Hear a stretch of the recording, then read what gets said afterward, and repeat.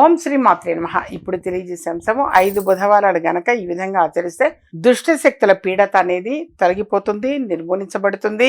అయితే 5 బుధవారాల పాటు ఏ విధంగా చేయాలి అనంటే, గణపతికి జిల్లేడు ఒత్తులతోటి దీపారాధన అనేది చేయాలి నాన్న. దీపారాధన అనేది జిల్లేడు ఒత్తులేసి దీపారాధన చేయండి. మీకు అర్థమైందా? జిల్లేడు ఒత్తులేసి దీపారాధన అనేది మోస్ట్ ఇంపార్టెంట్ గణపతికి. అది 3 ఒత్తులు కావచ్చు, 5 ఒత్తులు కావచ్చు, 21 ఒత్తులు కావచ్చు.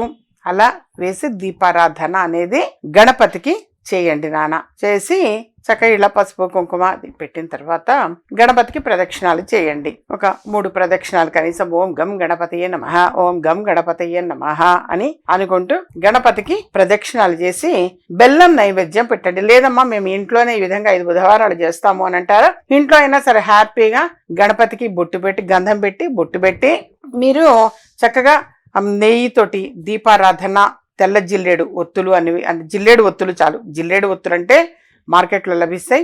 ఆ జిల్లేడు ఒత్తులు వేసి దీపారాధన ఇంట్లోనే చేయండి. చేసి బెల్లం ముక్క నైవేద్యం పెట్టండి. అది ఇంపార్టెంట్. నైవేద్యం పెట్టిన తర్వాత ఆ బెల్లం ముక్కని కొంచెం మీరు ప్రసాదంగా తీసుకోండి. ఇంట్లో కుటుంబ సభ్యులకు కూడా పెట్టండి. ఇక పెట్టి అక్కడే మర్చిపోయి రేపు పొద్దున్న ఏ చెట్టు మొదట్లోనే పెడతారు కొంతమంది. అలా కాకుండా మీరు తినండి నాన్న, ప్రసాదాన్ని స్వీకరించండి, మంచిది.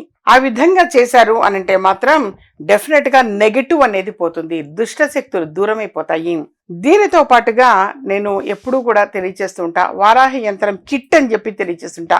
ఆ కిట్ అని అంటే ఆ యంత్రానికి 4 వైపులా కూడా 4 రకాల మణులు పొదగబడి ఉంటాయి. అవి గ్రహాలకి సంకేతంగా ఇవ్వటం జరుగుతుంది. మధ్యలో దృష్టి దోషానికి, ఇలా ఈ నెగటివ్ పోవటానికి, దుష్ట శక్తుల పీడ తొలగిపోవటానికి ఒక వస్తువు ఉంటుంది. చక్కగా దాన్ని మీరు కలెక్ట్ చేసుకొని పూజ గదిలో పెట్టండి.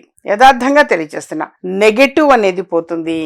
నెగటివ్ తొలగిపోవటం ఇంపార్టెంట్ నాన్న ఎవరికైనా. సో కొంతమంది అమావాస్య రోజు భయంకరంగా అరుస్తుంటారు, కేకలేస్తుంటారు.